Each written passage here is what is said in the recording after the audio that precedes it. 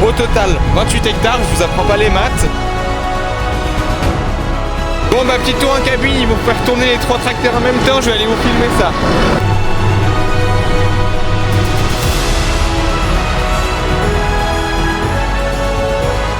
Je suis venu avec le quad ici parce que je cherchais exactement ça. Et après le soir ce sera un restaurant et puis on verra pour la suite. De la bonne eau pour terminer.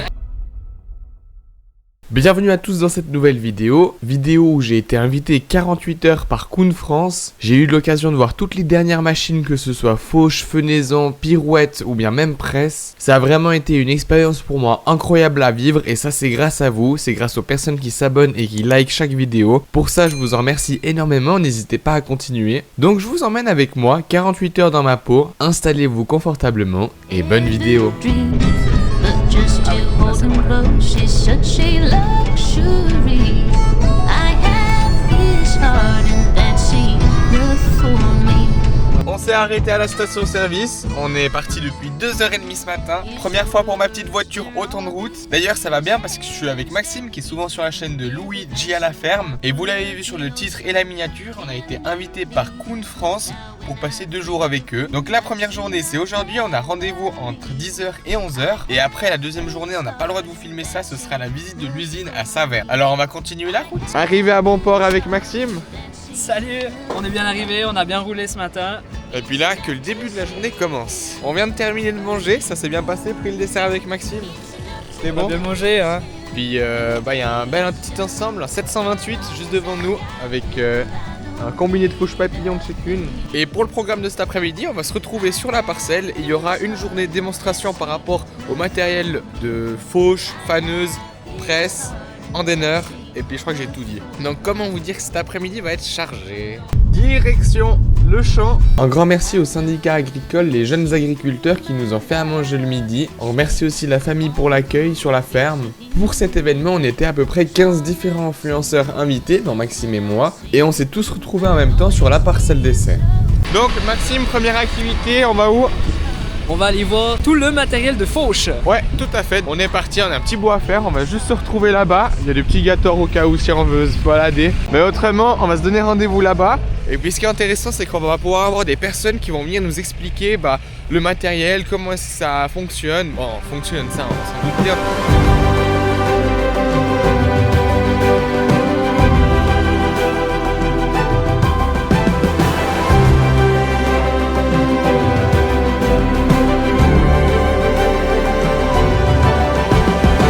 Là ça fait déjà un sacré bloc.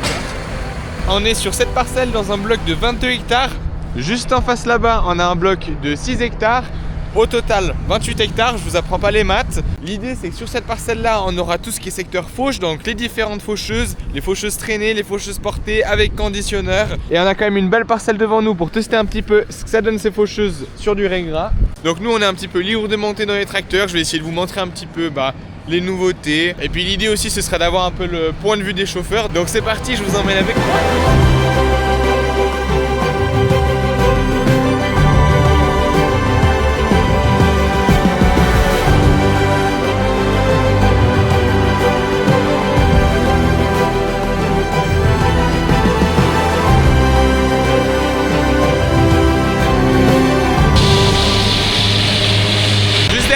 Le combiné de fauche 9,50 m avec conditionneur. Vous avez vu un peu sur les images au drone, ça rend vraiment super bien. Et mon petit flair me dit qu'il y a le prochain ensemble qui veut commencer.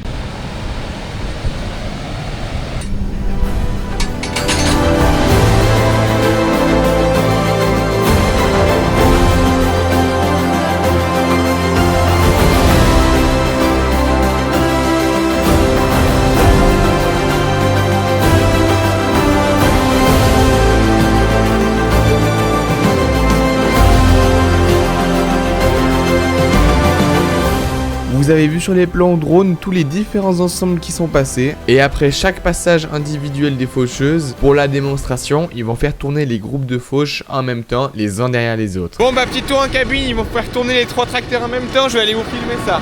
on est dans le Valtra 265Q. Et puis on a le plus petit ensemble de fauches, mais c'est pas une compétition. Il y a les autres ensembles juste ici. Et puis l'idée c'est qu'ils fassent une photo, des vidéos de fin avec les 3 machines en marche. Ça fait déjà vite de la longueur. Ça c'est une belle expérience à vivre, hein. Avec 35 mètres de coupe au total, là on veut vite finir la parcelle. Mais c'est pas le but, hein. Le but c'est de faire quand même des démonstrations.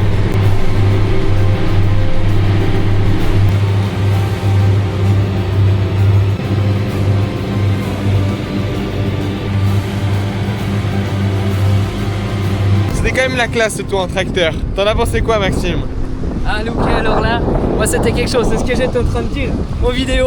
Ah là là. Lucas, t'as aimé ton tour? Bah c'était magnifique. Dommage que j'ai pas pu être dans l'ensemble de 15 mètres. Là ça fait quand même des sacrés ensembles. Et puis je sais pas si t'as vu, mais l'essieu arrière s'élargit quand il tourne. Non, j'ai pas vu, non. Non, incroyable. Non, Ouais, je trouvais ça impressionnant parce que vraiment, tu vois les pare-bouts, bah t'as les roues qui sont encore à l'extérieur du pare-bout. Ah ouais, à ce point-là? Ouais.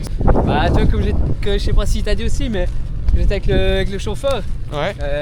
Quand on a les 3 groupes alignés, il y avait 36 mètres de fauche quand même. Ouais, c'est ce que je disais, j'ai dit 35 en vidéo pour mettre de la marge, mais Ouais. 36 quand même. Hein. Ah ouais, c'est hallucinant. Mais bon, après c'est ce qu'on aime, hein. Il y a tout ce qu'on veut. À la maison, on voit pas des choses autant impressionnantes. Là, c'est l'occasion. Juste ici devant moi, le Fendt 936 avec un bel ensemble de fauches aussi que vous avez pu voir avec les quelques plans au drone. C'est le FC 13460 RA, donc groupe de fauches assez spécial parce que cette fois il est traîné.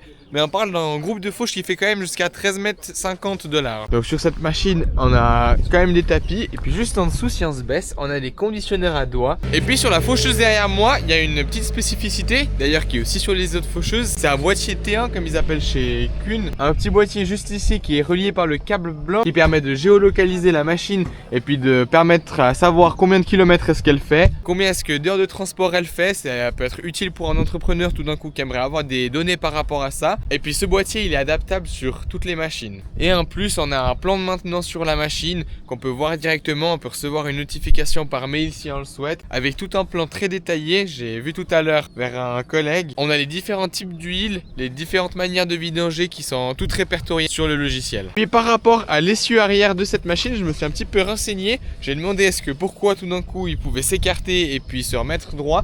Ça c'est en fonction de si on fauche avec les tapis ou non. C'est logique que si je fauche avec les tapis, j'aimerais avoir les roues écartées pour pas rouler sur le fourrage que je vais déposer. Et dans le cas où on travaille sans les tapis, les roues elles restent en fait comme elles sont habituellement pour le transport. Je pensais que c'était surtout pour une question de stabilité, mais non.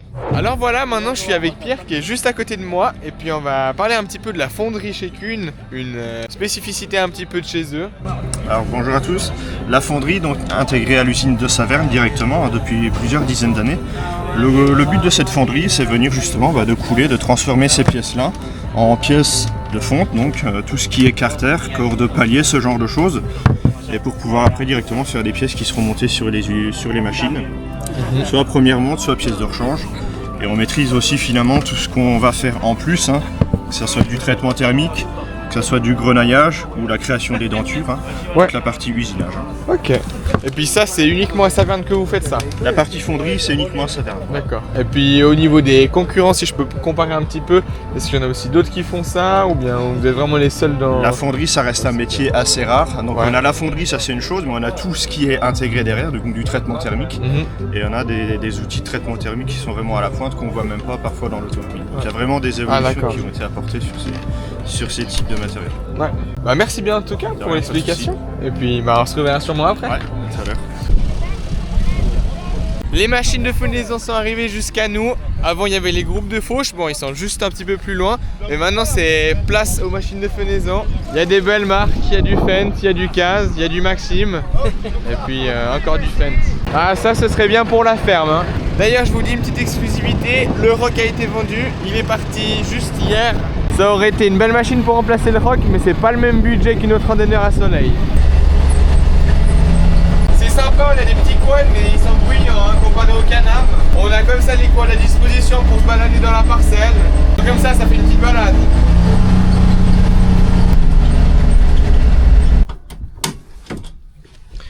J'avais pas enlevé le frein, moi. Bon ça va, il n'y avait pas beaucoup de distance à faire. Je suis venu avec le quad ici parce que je cherchais exactement ça. Parfait, c'était vite fait. Pratique ces petits quads. Et on n'oublie pas. Avant les démonstrations, on a toute une phase d'explication des machines, des quelques nouveautés, spécificités. De mon côté, je vais pas vraiment développer les spécificités techniques des machines, car il y a d'autres personnes qui vont le faire aussi très bien. Il y a notamment Loagri qui va faire une vidéo sur sa chaîne YouTube avec des meilleures explications. Et une fois que toutes ces explications sont faites, j'ai pu monter avec un chauffeur dans un Fendt pour la première fois de ma vie. Première fois dans un Fendt, je suis avec Tanguy qui est juste à côté de moi. Puis on va essayer le Merge Max de chez Kuhn qui fait combien de mètres de large?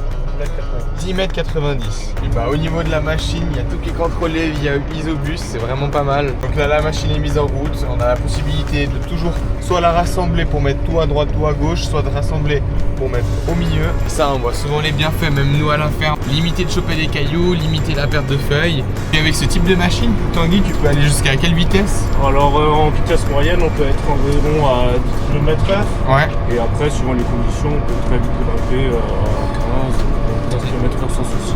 Ouais, je pense que le facteur limitant souvent c'est savoir si le terrain est plein. C'est ça, le relief parcellaire quand il joue beaucoup.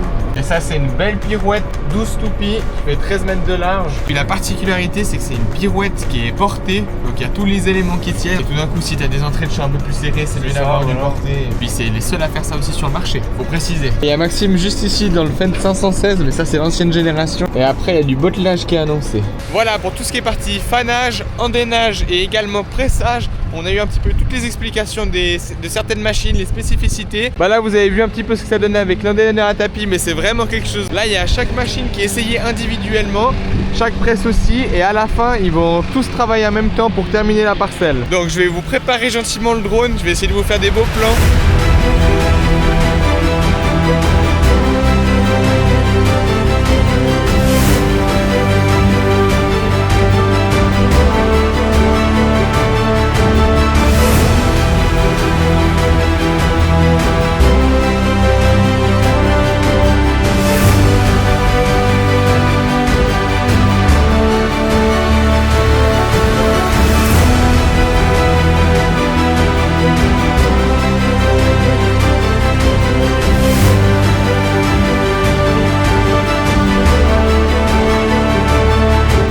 Et pour conclure ces essais en beauté, vous allez assister au cortège de fin. Je vous laisse voir les images.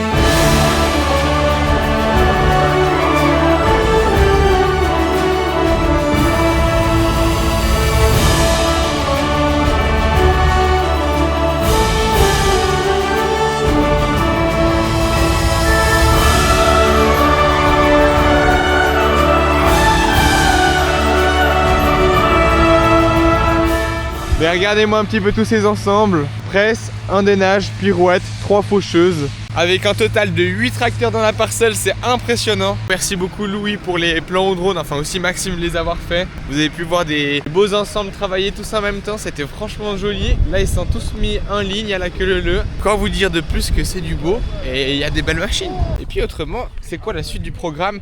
La suite c'est qu'on va aller à l'hôtel, on est à 45 minutes de l'hôtel en voiture. Et après le soir ce sera restaurant et puis on verra pour la suite. Et après aussi concernant demain, on aura la visite de l'usine à Saverne.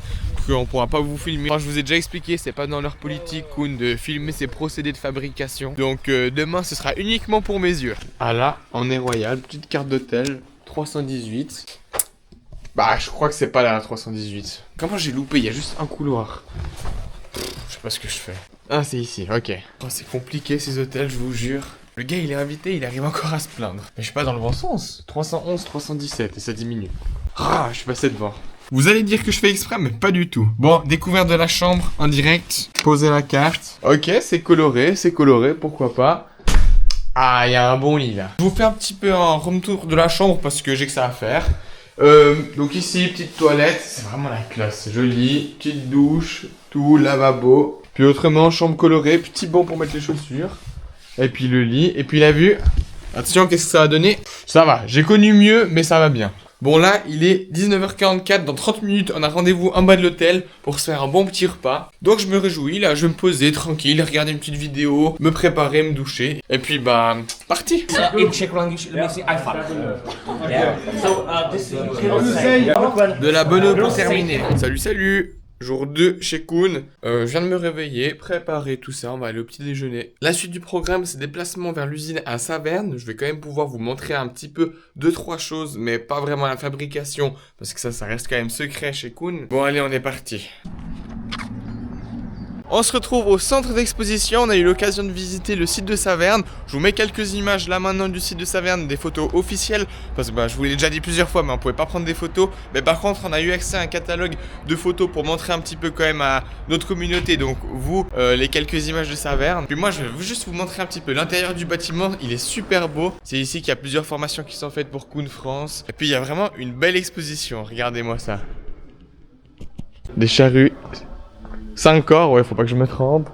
Encore une autre charrue. C'est aussi intéressant, ici on a des éléments semeurs, on a vraiment une partie du semoir à maïs, je pense que ça fait maïs, betterave, tournesol, du traditionnel en fait. Puis aussi une belle machine qu'on a qui est, je trouve, bien exposée, c'est celle-ci. L'axe rotative de 6 mètres de large avec la possibilité de semer des semoirs en conventionnel, blé, orge, à la limite colza c'est aussi faisable, ou bien du monograine, semer toutes les cultures de printemps, le colza, maïs, j'en passe. Pailleuse ici, ça c'est une belle pailleuse, et puis derrière, regardez-moi la taille de la mélangeuse. Je vous ai un petit peu parlé de la visite à Saverne, mais là on est sur le second site qui est juste à côté de Saverne. Et puis on a pu visiter aussi, c'est là qu'il y a toutes les pièces détachées qui sont envoyées dans le monde entier. On a pu voir des colis dès qui partaient pour Los Angeles. Sur ce site, il y a aussi une grande partie de montage des plus grandes machines à Saverne. Ils n'ont pas assez de place en fait dans les locaux pour monter toutes les machines. Du coup, ils ont un autre endroit qui est un petit peu excentré de Saverne pour pouvoir monter les plus grosses machines, du style les faucheuses de 15 mètres juste ici. On y va, Maxime? On est loin, cette fois c'est terminé. Ça fait bizarre, 2 jours de superbes journées en fait qu'on a passées. Maintenant il y a bien une fin à tout. C'est l'heure de reprendre la route. On est à 4 heures de route pour rentrer à la maison à peu près. On espère juste qu'il n'y aura pas trop de bouchons pour retourner. Et puis après voilà, le train de vie reprendra comme d'habitude.